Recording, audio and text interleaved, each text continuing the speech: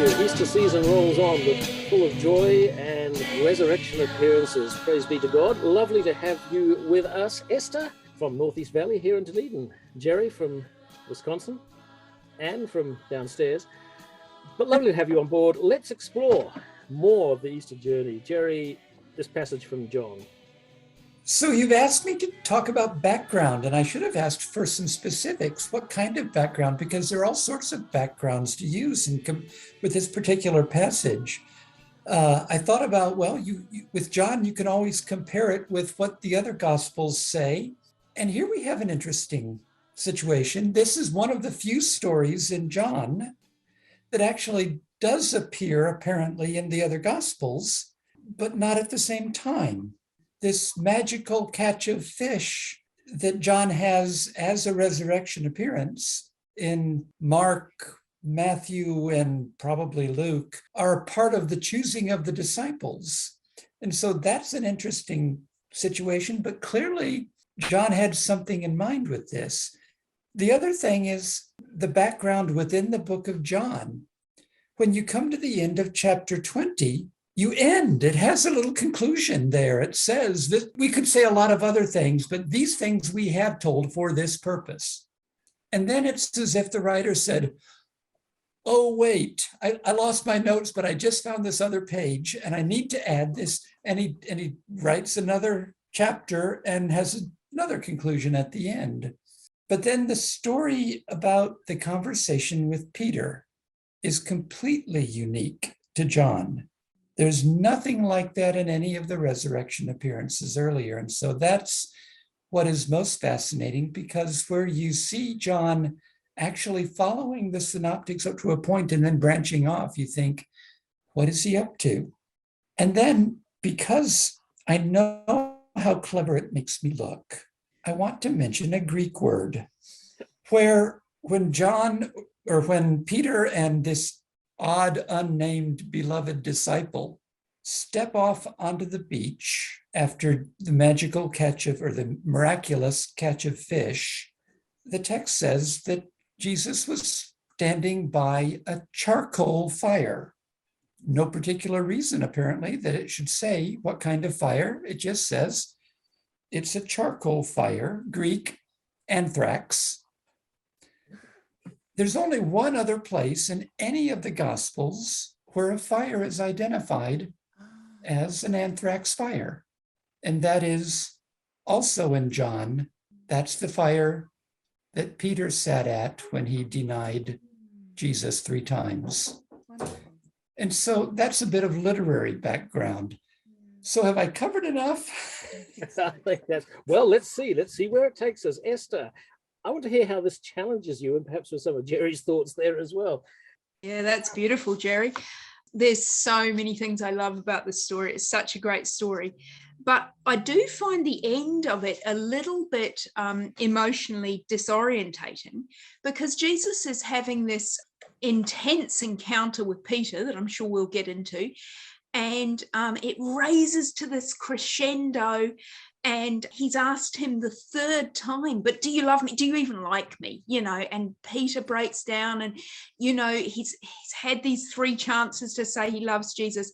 And every time I read it, I'm sort of expecting, Jesus to go, oh, I love you too, or, I forgive you, it's okay, it's been dealt with, or whatever. And it feels like somehow to me, like the narrative like fast forwards a bit or something, or we miss the long hug they have or something like that. And suddenly we're talking about something which must have been important to the Johannine community, this prophecy about what was going to happen to Peter's martyrdom, and then beyond our reading today, the beloved disciple. But there are so many other times when I've been preaching in the past, I would draw out of this. I'm never quite sure whether to focus on what feels like the main point to me or what seems to feel like the main point to the writer. So that's a challenge here. Oh, it is indeed. And challenge? I find that final bit incredibly challenging as well, but because it always makes me think, do we really love Jesus? As simple as that, if Jesus was saying that to us. And the fact that after those 3 askings, we learn that Peter is going to be crucified himself. I mean, it's not spelled out in quite that detail, but it's essentially what it's referring to. And it always makes me feel so very small, because I think, how often do we leave a church because we're offended by somebody, or don't do something because of something which is, in the big scale of things, very small compared to being crucified. And Jesus is saying to Peter, do you love me? And Peter says yes, and Jesus lets him know, and yes, you do. And because of that, this is the sort of stuff you're going to have to face.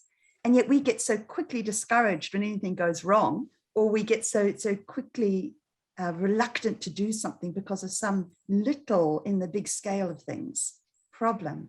And then I compare that to Peter going off and being crucified, and I think that's challenging and that's uncomfortable. You're not wrong. So, Jerry, what about challenge? You've given us background, some challenge there. Well, quickly to respond to one thing that Anne just said, yes, Peter did end up being the one who followed Christ all the way to the cross. But it's worth noting that when he first hears this, his response is, well, what about him? Yes. And that makes me feel better. Yes. As Esther was saying, this is a redemption story, but redemption isn't always group hugs at the end. It does feel like this is, you're welcome back. I'm glad you love me. Now let's get to business. That's the challenge. We're looking for the emotional fix sometimes. And it's lovely when it happens, and thank heaven it does sometimes. But then when we're done, now you have a path to walk, and someone will take you there that you don't want to go. All right, well, let's take ourselves on that part. And good news. It's Easter. We're going to find some good news here. Yeah, well, one good news, I think Jerry referred to the idea that this miraculous catch story happens right at the beginning in the other synoptic gospels. And I love that, because I think, why couldn't it have happened twice? And that this is, when it does happen twice, what an amazing thing that is really saying. So, the first time it happens right at the beginning, Peter doesn't know Jesus, and he falls on his knees and says, go away from me, Lord, for I'm a sinful man. And Jesus says, yep, that's fine. Hop up, follow me, and fish for people. And now we are at the end, where Peter again knows perfectly well that he's a sinful man. And I don't know if there's a connection there, but the fact that Jesus is offering him fish is quite lovely there. And then he sends him once off to fish for people. And the reason I think that's good news is the idea of a new start, the idea that Jesus is patient enough to restart with us again and again, and also to do so personally. So, he does this specifically for Peter, and, if there's a link with the charcoal fire, that's beautiful as well. He does something different with Thomas in the reading we had last week. So, this God of all the universe is caring enough to give each individual person the restart that they need. And that's good news to me. Jerry, for you, kernel of some good news here? No good news. Oh, sorry. Most of what I would say, Anna's just said. The good news is the new start.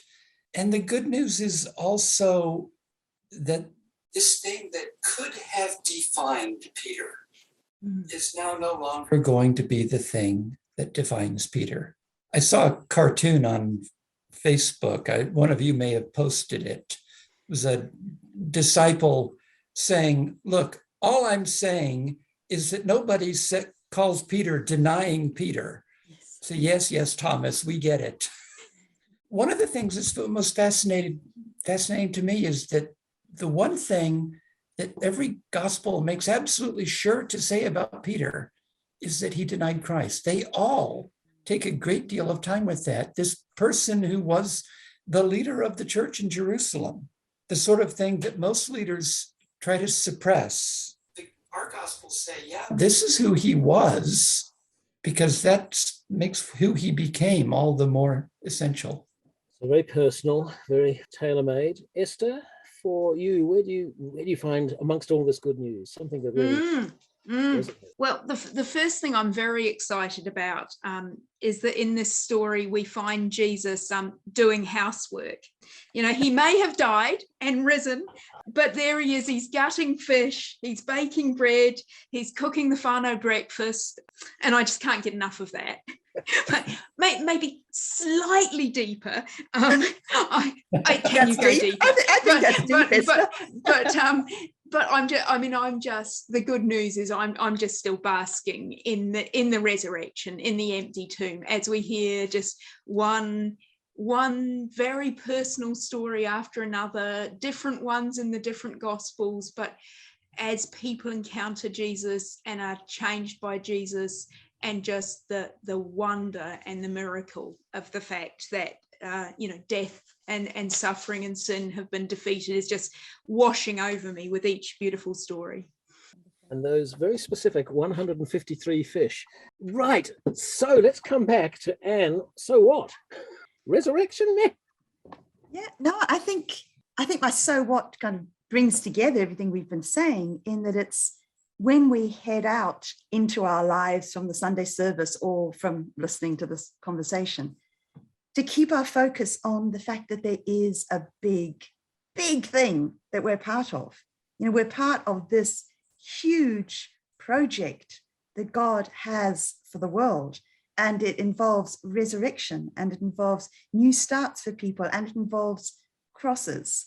But that it's if we keep our eyes on that maybe these small things which really shouldn't drag us down, and the grudges and the offenses and all that stuff which tends to tear churches apart. I think the so what is just get a big vision, look at what we're part of, and see how small these things are in comparison. Jerry, so what? It occurred to me during the conversation that the resurrection of Christ is believable to others only when they see signs of it in our lives. As I said in sermon this past week, Jesus' resurrection has to become our transformation. And I feel as if this is the story of the so what after Jesus' resurrection. It became Peter's transformation. The resurrection was enfleshed, not just in Christ, but in the before and after Peter. And so the so what for us is to examine ourselves and say, and where am I on the path of transformation? Esther, a final word from you. Amongst all this wonderful Easter news, the so what for you? Yeah, look, very much building on what Jerry said there, because I do find this such a tender, such a pastoral conversation that Jesus has with Peter. And it's so kind that he gives him the chance to say 3 times that he loves him. But it's tough love, right? It's also really confronting. Like, we're not going to just not address the fact that you had this terrible lapse in your denying me. But so it restores Peter, as we've said, and I just think that's such a promise for all of us. And whether it's big things in our life or what we've been working on this Lent, just this promise that Jesus doesn't leave us where we were before Good Friday. Like, Jesus is actually going to come and offer to do the work of resurrection and transformation with me, with all of us, whatever those tough conversations are, that can, where the love can start to change us. Well, thank you. Tough love. I need to write that down, Esther. Jesus doesn't leave us where we were before Good Friday. Yeah. Thank you. Oh yeah, tough love, resurrection, tough love, beside the anthrax fire. Jerry, Anne, Esther, thank you so much for being with us.